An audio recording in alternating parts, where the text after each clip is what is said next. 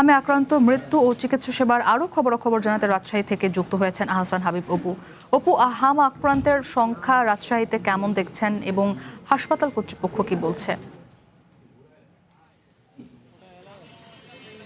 এখানে Rajshahi medical college হাসপাতালে মূলত সেই সব রোগীরাই আসে যাদের অবস্থা একটু বেশি জটিল হয়ে যায়, যাদের আশঙ্কাজনক অবস্থাতেই মূলত রাজশাহী মেডিকেল কলেজ হাসপাতালে রোগী আনা হয়। এবং হামের ক্ষেত্রেও আমরা যেটি দেখেছি, রাজশাহী বিভাগের বিভিন্ন জেলা থেকেই যাদের অবস্থা সংকটাপন্ন হয় তাদেরকে নিয়ে আসা হয়। তবে গত 2.5 মাসের মধ্যে রাজশাহী মেডিকেল কলেজ হাসপাতালে হাম আক্রান্ত হয়ে কারো মৃত্যুর কোনো ঘটনা না ঘটলেও আজকে এক শিশু মৃত্যুর খবর আমরা জানতে পেরেছি। তার মৃত্যু হয়েছে গতকালকে।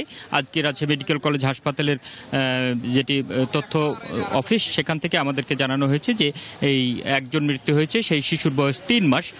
তার বাড়ি কুষ্টিয়া এলাকায়। কুষ্টিয়া থেকে এখানে আনা হয়েছিল। শিশুটির নাম সাদিকুল ইসলাম।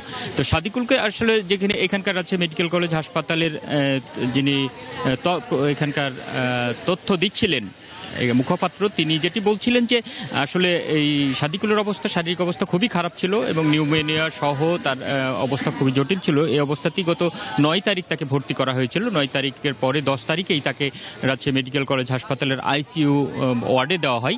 সেখানে চিকিৎসাধীন অবস্থায় গতকাল দুপুরের পরে মূলত মৃত্যু হয়েছে শিশুটির।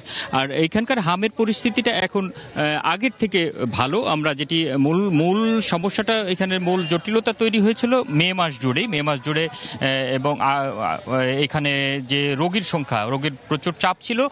তবে মে মাসের পর থেকে, আমরা মে মাসের 10 তারিখের পর থেকে যেটি দেখছি, রোগীর চাপটাও কমেছিল, সেই সাথে এখানে মৃত্যুর ঘটনাও ঘটেনি। যে কারণে এখানে যে আইসোলেশন ওয়ার্ডটি তৈরি করা হয়েছিল হামের জন্য রাজশাহী মেডিকেল কলেজ হাসপাতাল, এরই মধ্যে সেই ওয়ার্ডটির পরিসরটা কিছুটা ছোট করা হয়েছে। এখানে এখন সেই জায়গাতে গুরুত্ব দেওয়া হচ্ছে ডেঙ্গু রোগের ক্ষেত্রে, এবং এরই মধ্যে ডেঙ্গু আক্রান্ত রোগীর সংখ্যাও বেড়েছে রাজশাহী সহ আশপাশের এলাকায়। বিশেষ করে চাঁপাইনবাবগঞ্জ এলাকায় ডেঙ্গু আক্রান্ত রোগীর সংখ্যা বেড়ে যাওয়ার কারণে এখানে ডেঙ্গু রোগীর সংখ্যাও বাড়ছে বলে এখানকার চিকিৎসকরা আমাদেরকে জানিয়েছেন। এবং এই কারণে রাজশাহী মেডিকেল কলেজ হাসপাতালের 25 নম্বর ওয়ার্ড যেটি, সেখানে বিশেষায়িত ওয়ার্ড হিসাবে এখানে ডেঙ্গু রোগীর চিকিৎসার জন্য কার্যক্রম শুরু হয়েছে। এবং আমরা যেটি দেখতে পাচ্ছি যে গত কয়েকদিন ধরেই ডেঙ্গু এবং এই হাম, এই দুইটি রোগ নিয়েই মূলত এখানে বাড়তি কিছুটা চাপ আছে। তবে হামের পরিস্থিতিটা দিন দিন উন্নত হচ্ছে।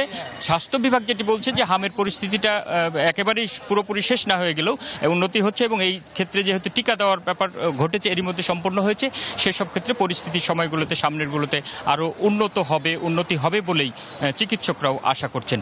ইশরাত। অপু, আপনাকে ধন্যবাদ। রাজশাহী থেকে আমাদের সঙ্গে যুক্ত ছিলেন সহকর্মী আহসান হাবিব অপু।